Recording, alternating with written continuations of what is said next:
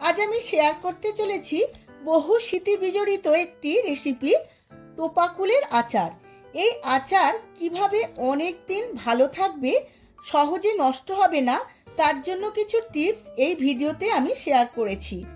কুলের আচারের রেসিপির ভিডিও দেখতে দেখতে আপনাদের অনেকেরই শৈশবের কিছু মিষ্টি স্মৃতি মনে পড়ে যাবে।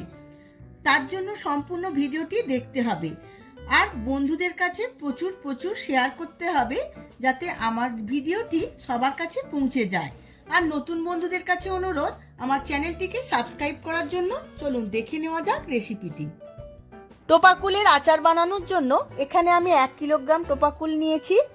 এখন ভালো করে ধুয়ে পরিষ্কার করে আমি 2 দিন রোদ খাইয়ে নিয়েছিলাম। এবার সমস্ত টোপা কুলের বোটাগুলো ছাড়িয়ে নিয়ে অল্প করে ফাটিয়ে নেব, যাতে সমস্ত নুন ঝাল মিষ্টি ঢোকে। টোপা কুলের আচারের জন্য একটা স্পেশাল মশলা বানিয়ে নেব। তার মধ্যে আমি কড়া বসিয়ে নিয়েছি। এখানে দিয়ে দেব 2টো শুকনো লঙ্কা, 1 চামচ 5 ফোড়ন, 1 চামচ জিরে আর 1 চামচ ধনে। মশলাটা থেকে সুন্দর গন্ধ ওঠা পর্যন্ত আমি ভেজে নেব।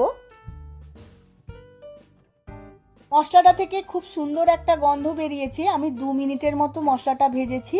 এবার একটা মিক্সিতে আমি সমস্ত মশলাটা নিয়ে নেব।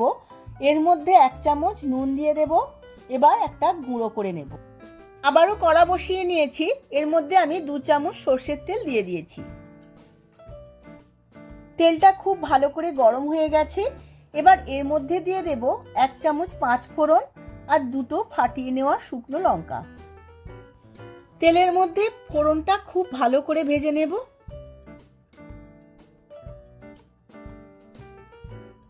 ফোড়নটা খুব ভালো করে ভাজা হয়ে গেছে। এবার কুলগুলো দিয়ে দেব। কুলগুলো আমি ফোড়নের সাথে খুব ভালো করে 2 মিনিট ভেজে নেব। কুলগুলো 2 থেকে 3 মিনিট খুব ভালো করে ভেজে নিয়েছি। এবার এর মধ্যে দিয়ে দেব 600 গ্রাম আখের গুড়। গুড়টা দেওয়ার পর কুলের সাথে নেড়ে নেড়ে খুব ভালোভাবে মেল্ট করে নেব। এইভাবে আমি 2 থেকে 3 মিনিট ভালোভাবে রান্না করব।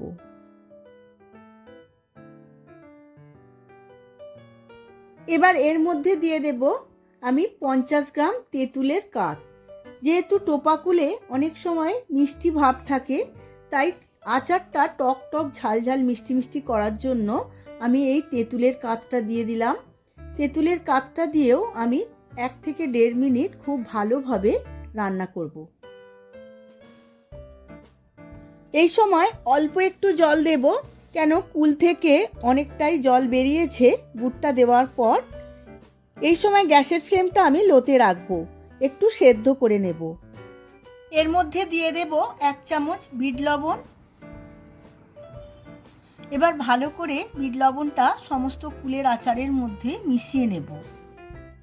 এই রকম কুলের আচার দেখলে আমাদের অনেকেরই শৈশবের কিছু কথা মনে পড়ে যায়।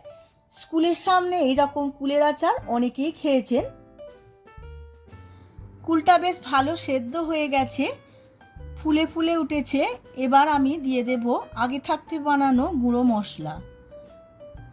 গুঁড়ো মশলাটা দিয়ে খুব ভালোভাবে মিশিয়ে নেব।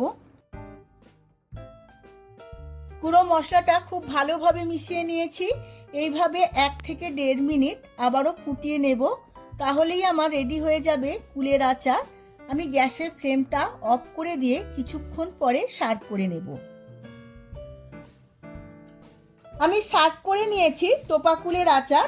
দারুণ দেখতে লাগছে, খেতে তো খুবই ভালো হয়। আমি অল্প একটু বিট লবণ আর মশলা ছড়িয়ে দেব। আপনারাও এই একইভাবে বাড়িতে বানিয়ে ফেলুন আর কাচের বয়ামে রেখে অল্প কয়েকদিন রোদে দিন আর বহুদিন খান বা খাওয়ান।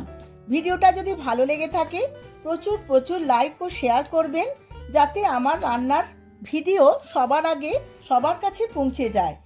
আজ তাহলে আসি, আবার দেখা হবে পরবর্তী ভিডিওতে নতুন কোনো রেসিপি নিয়ে।